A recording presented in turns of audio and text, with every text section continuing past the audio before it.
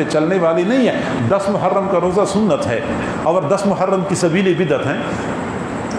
अब सुन्नतों को मिटाना और बिदआत को रिवाज देना। मेरे भाई, मुहर्रमुल हराम के इस महीने में और आशूरा के दिन में 2 काम सिर्फ सुन्नत हैं। बिदआत तो इतनी हैं कि एक एक बिदअत का तज़किरा करूं और मैं उसकी वजाहत करूं, कुरान और सुन्नत की रोशनी में उसके ऊपर रद्द करूं, तो बहुत ज़्यादा टाइम चाहिए इसके लिए।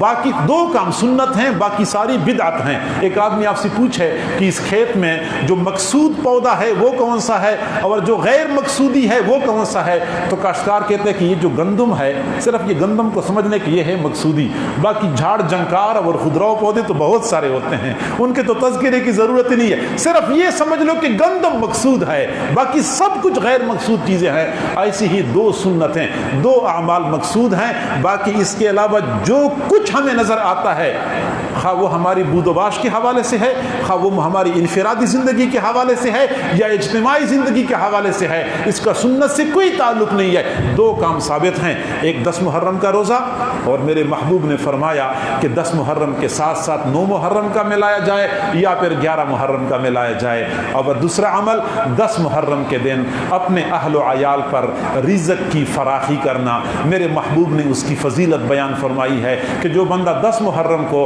अपने अहल व अयाल पर रिज़्क़ फराख करेगा, अल्लाह ताला पूरे साल के लिए उनका रिज़्क़ फराख कर देगा। अब ये 2 काम हो गए सुन्नत।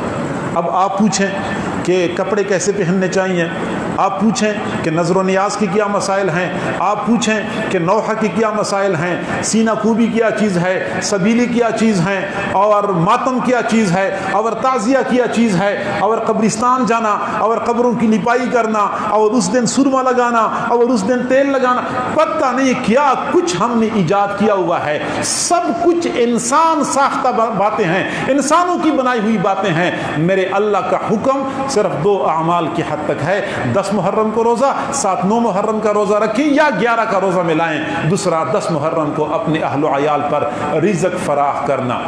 ये है साबित सुन्नत से। इसके अलावा सब कुछ खिलाफ़ी सुन्नत है। हमें चाहिए कि हम हज़रत हुसैन की औसाफ अपनी ज़ात में